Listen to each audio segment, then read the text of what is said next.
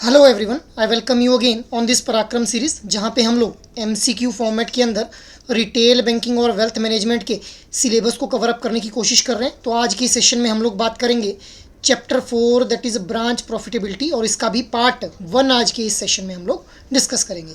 So let's get started with the MCQ first of all. So how many banks among the following were nationalised during 1969? Your options are 6, 18, 20 and 14 itself. So कितने banks को nationalise किया गया था 1969 के अंदर? So let us see the answer. The right answer is option D itself, that is 14 banks were nationalise during 1969. अब ये जो हमारा एमसीक्यू था, इसको फ्रेम किया गया था इस ब्रांच प्रॉफिटेबिलिटी नाम के चैप्टर से, दैट इज चैप्टर 4. सो हम लोग इसको जो है वो डिटेल में डिस्कस कर लेते हैं. सो सबसे पहले हम लोग बात करते हैं history of banking in India के बारे में. सो 3 फेजेस के अंदर जो है हम लोग हिस्ट्री ऑफ बैंकिंग को पढ़ते हैं.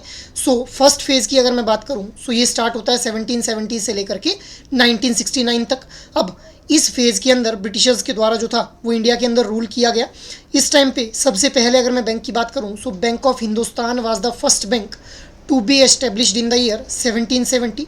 हाउएवर इसके ऑपरेशंस को बाद में 1832 के अंदर जो था वो क्लोज कर दिया गया था. अब ब्रिटिशर्स क्योंकि इस टाइम के ऊपर रूल कर रहे थे, सो ब्रिटिशर्स के द्वारा बंगाल, बॉम्बे और मद्रास जो प्रोविंस थे, देखिए ब्रिटिशर्स जो थे वो 2 तरह से जो थे इंडिया में रूल करते थे, ब्रिटिश इंडियन प्रोविंसेस और प्रिंसली स्टेट्स के रूप में.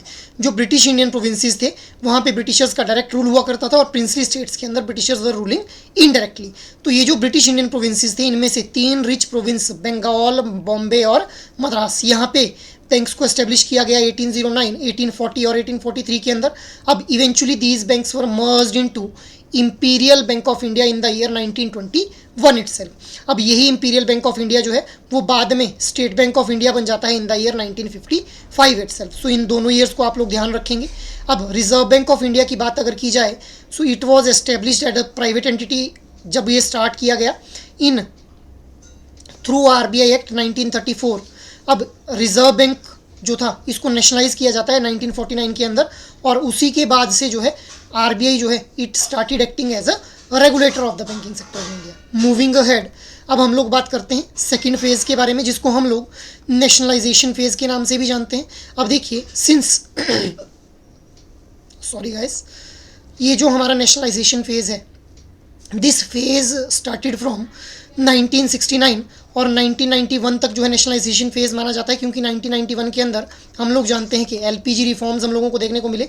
अब इस फेज़ के अंदर होता क्या है कि most of the banks were catering only rich and industrialise निश, मतलब जो हाई नेटवर्थ इनकम कस्टमर्स थे उन्हीं को जो था वो बैंकिंग सेक्टर के द्वारा डील किया जा रहा था. अब इस एरा के अंदर ये नेसेसरी बन गया कि बैंक्स जो हैं वो सोशल ऑब्जेक्टिव्स को भी अचीव करें.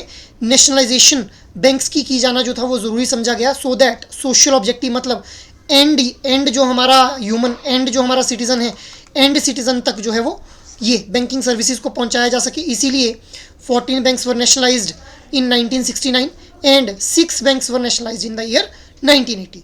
इसके अलावा expansion of branch network was done in this nationalisation phase itself. Moving ahead, अब इसी सेकेंड फेज़ के बाद हम लोगों को जो है वो थर्ड फेज़ देखने को मिलता है, दैट इज़ लिबरलाइजेशन फेज़, जो कि 1991 से टिल नाउ जो है वो इसको हम लोग लिबरलाइजेशन फेज़ ही बोलते हैं. अब इस फेज़ के अंदर बैंकिंग सेक्टर के अंदर कुछ रिफॉर्म्स देखे गए. ठीक है, यहाँ पे नरसिम्हन कमेटी को जो था वो सेटअप किया गया, जिसके द्वारा कुछ स्ट्रक्चरल रिफॉर्म्स को बताया गया और बैंक्स को रिकैपिटलाइज करने की बात जो थी वो की गई. इसके अलावा प्राइवेट सेक्टर बैंक्स को भी लाइसेंस यहाँ पे दिए गए.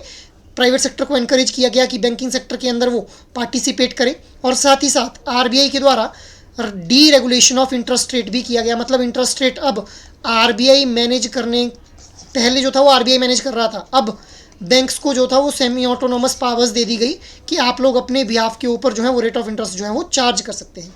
इसके अलावा सीआरआर और एसएलआर के अंदर रिडक्शन देखने को मिला. सीआरआर और एसएलआर क्या है?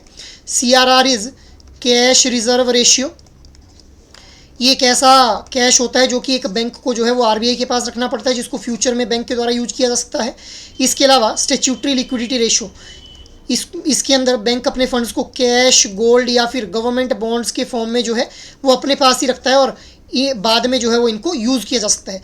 तो इनकी परसेंटेज को भी रिड्यूस कर दिया गया इस लिबरलाइजेशन फेज़ के अंदर, ताकि ज़्यादा से ज़्यादा लेंडिंग जो था वो बैंक्स के द्वारा की जा सके.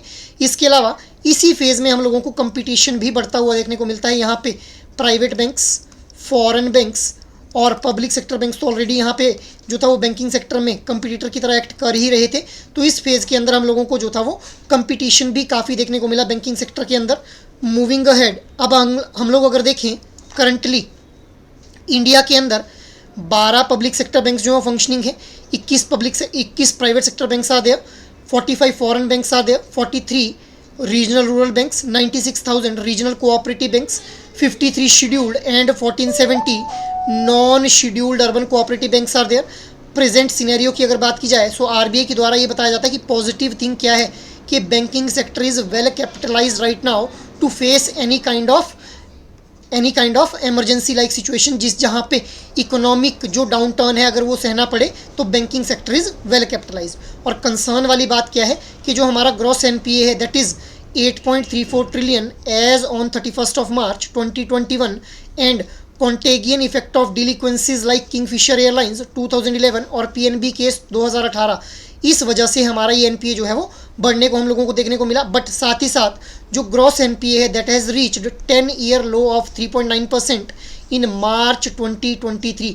मार्च 2023 के अंदर जो हमारा ग्रॉस एनपीए है that has reached to a 10-year low value of 3.9% itself. Now try to answer out this question guys. Which of the following statements are correct regarding the history of banking in India? Your statements are: RBI was nationalized in 1934.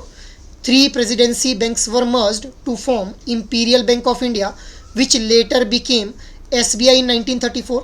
Your options are 1 only, 2 only, both 1 and 2, neither 1 nor 2. So what should be the right answer for this question? Try to answer out this question in your comment box. वैसे मैंने यहाँ पे आप लोगों को इसका already answer यहाँ पे शो किया हुआ है।